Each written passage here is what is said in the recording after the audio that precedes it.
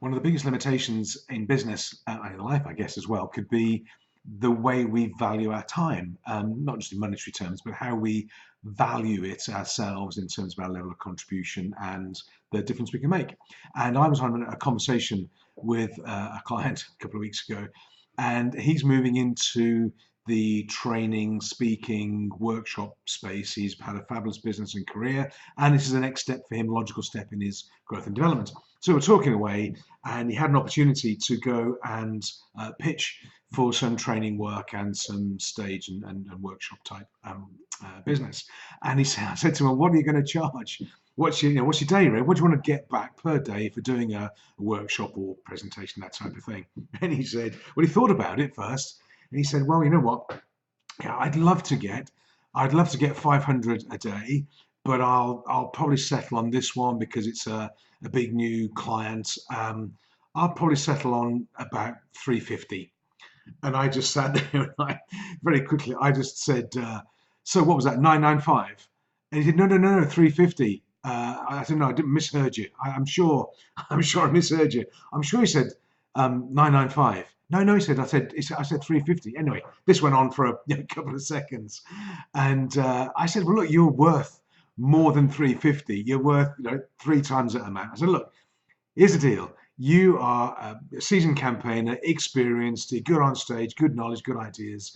Don't settle for 350. I mean, don't settle for 500. So go in there and just with absolute confidence, just say 995.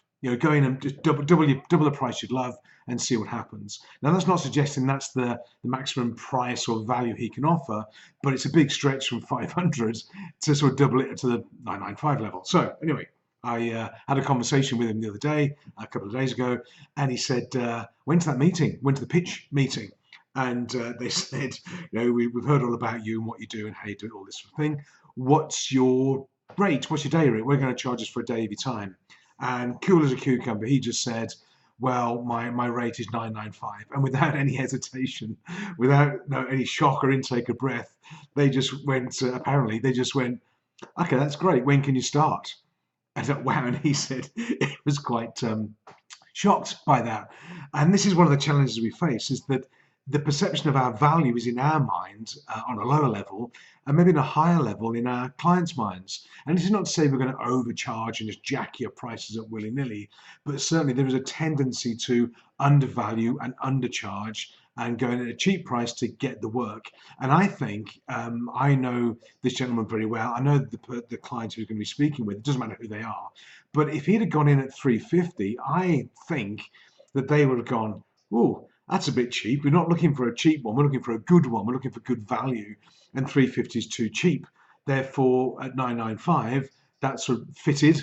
Now, and they just said, yeah, off we go. Now, is there a case next time round for him to put his prices up again, go to the 1250, 1500, 2 grand, whatever it is? Absolutely there is. And maybe he's undersold himself at this level. But it's just interesting that challenging that belief around what I'm worth, what a person is worth, and doing a discount to get the deal can actually trip us up. So the deal he was going to do, he actually got pretty much 3 times that rate per day. The client's happy, multiple bookings, he's happy, life is good. It was a win-win. But be real careful about undervaluing yourself and giving it away. Discounting doesn't work. You can be too cheap as well as too expensive.